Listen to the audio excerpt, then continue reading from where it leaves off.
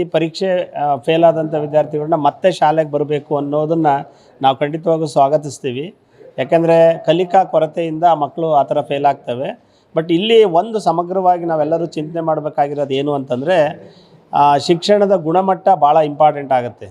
So ಏನಾಗಿದೆ ಅಂದರೆ, ಇಡೀ ರಾಜ್ಯದಲ್ಲಿ ಖಾಸಗಿ ಶಾಲೆಯಲ್ಲಿ ಓದುವಂಥ ಎಲ್ಲ ವಿದ್ಯಾರ್ಥಿಗಳು ಹೆಚ್ಚು ಕಮ್ಮಿ 100% ಪಾಸ್ ಆಗ್ತಾ ಇದ್ದಾವೆ.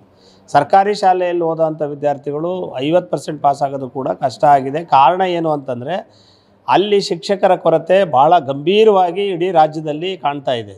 ಸೊ ಅದ್ರ ಬಗ್ಗೆ ಸರ್ಕಾರ ಗಮನ ಹರಿಸದೆ 3 ಪರೀಕ್ಷೆಗಳನ್ನು ಮಾಡ್ತಾ ಇರೋದು. ಇವತ್ತು ಕೂಡ ಈಗ ಈ ಸೆಪ್ಟೆಂಬರ್ ಆಗಸ್ಟ್ ತಿಂಗಳಲ್ಲೂ ಕೂಡ ಪರೀಕ್ಷೆಗಳನ್ನು ನಡೆಸುವಂತಹ ಒಂದು ಕೆಟ್ಟ ಸಂಪ್ರದಾಯಕ್ಕೆ ಕೈ ಹಾಕಿರೋದ್ರಿಂದ ಏನಾಗುತ್ತೆ ಅಂತಂದರೆ, ಮಕ್ಕಳಲ್ಲಿ ಓದುವಂತಹ ಮತ್ತು ಕಷ್ಟಪಡುವಂತಹ ಒಂದು ಪ್ರಯತ್ನ ಕಡಿಮೆ ಆಗುತ್ತೆ ಅಂತ ಅನ್ನೋದನ್ನು ನಾವು ಮೊನ್ನೆ ಮೀಟಿಂಗಲ್ಲಿ, ಅಂದರೆ ಕಳೆದ ಬಾರಿ ಮೀಟಿಂಗಲ್ಲೂ ಕೂಡ ನಾವು ಶಿಕ್ಷಣ ಮಂತ್ರಿಗಳಿಗೆ ಮನವರಿಕೆ ಮಾಡೋ ಪ್ರಯತ್ನ ಮಾಡಿದ್ವಿ.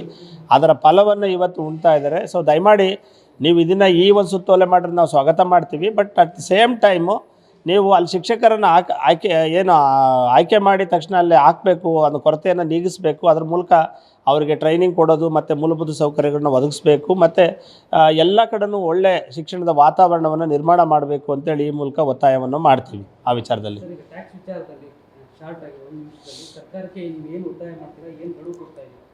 ಈಗ ನಾವು ಅಧಿಕಾರಕ್ಕೆ ಬರೋ ತನಕ ಒಂಥರ, ಅಧಿಕಾರಕ್ಕೆ ಬಂದ ಮೇಲೆ ಇನ್ನೊಂದು ಥರ ಅನ್ನೋ ರೀತಿಯಲ್ಲಿ ಈ ಸರ್ಕಾರ ನಡ್ಕೊಳ್ತಾ ಐತೆ.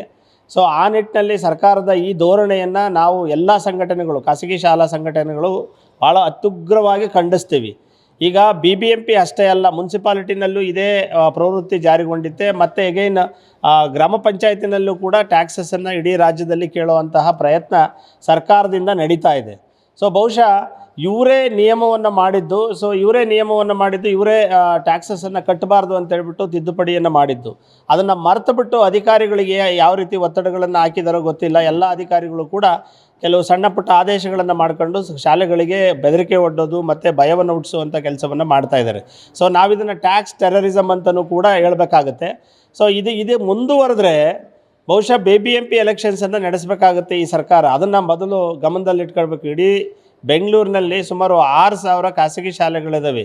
ಸೊ ಹೆಚ್ಚು ಕಮ್ಮಿ ಸುಮಾರು 30 ರಿಂದ 40 ಲಕ್ಷ ವಿದ್ಯಾರ್ಥಿಗಳು ಬೆಂಗಳೂರು ಸಿಟಿನಲ್ಲೇ ವಿದ್ಯಾಭ್ಯಾಸವನ್ನು ಮಾಡ್ತಾ ಇದ್ದಾರೆ. ಅವ್ರ ಪೋಷಕರನ್ನು ತಗೊಳ್ಳೋದಾದರೆ 65 ರಿಂದ 70 ಲಕ್ಷ ಪೋಷಕರಿದ್ದಾರೆ. ಸೊ ಇದನ್ನು ಗಮನದಲ್ಲಿ ಇಟ್ಕೊಂಡು ಅವರು ಈ ಒಂದು ಆದೇಶಗಳನ್ನು ಮಾಡಿಸ್ಬೇಕಾಗಿತ್ತು. ಅದನ್ನು ಮರೆತು ಅಲ್ಲಿರುವಂತಹ ಕಮಿಷನರು ವಿಧಾನಸೌಧದಲ್ಲಾದ ತಿದ್ದುಪಡಿಯನ್ನೇ ಧಿಕ್ಕರಿಸಿ ಅವರೊಂದು ಆದೇಶವನ್ನು ಮಾಡ್ತಾರೆ. ಆಮೇಲೆ ಈ ನೆಲದ ಕಾನೂನನ್ನೇ ಸಂಪೂರ್ಣವಾಗಿ ಉಲ್ಲಂಘಿಸ್ತಾರೆ ಅಂತಂದರೆ, ಅಂಥವ್ರನ್ನೂ ಅಧಿಕಾರದಲ್ಲಿ ಇಟ್ಕೊಂಡು ಅಧಿಕಾರಿಗಳನ್ನಾಗಿ ನೇಮಕ ಮಾಡಿಕೊಂಡು ಇವರು ಕಂಡು ಕಾಣ್ದಂಗೆ ಸುಮ್ಮನಿರ್ತಾರೆ ಅಂದರೆ ಬಹುಶಃ ಸರ್ಕಾರದಲ್ಲಿ ಹಣ ಇಲ್ಲ.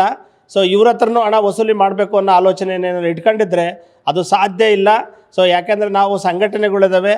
ಸೊ ಸಂಘಟನೆ ಕಾನೂನು ಹೋರಾಟಕ್ಕೆ ಮುಂದಾಗುತ್ತೆ. ಮತ್ತು ಆ ರೀತಿ ಕಟ್ಟೋಕ್ಕೆ ಅವಕಾಶ ನಾವು ಮಾಡಿಕೊಡಲ್ಲ ಅಂತ ಹೇಳ್ಬಿಟ್ಟು ಈ ಮೂಲಕ ಹೇಳೋದಕ್ಕೆ ಇಚ್ಛಿಸ್ತೀವಿ. ಅದರ ಜೊತೆಗೆ ಅದನ್ನು ಮೊಂಡುತನವನ್ನು ಪ್ರದರ್ಶನ ಮಾಡ್ತಾನೆ ಹೋದರೆ ಈ BBMP ಎಲೆಕ್ಷನ್ಸಲ್ಲಿ ಸರಿಯಾದ ಪಾಠವನ್ನು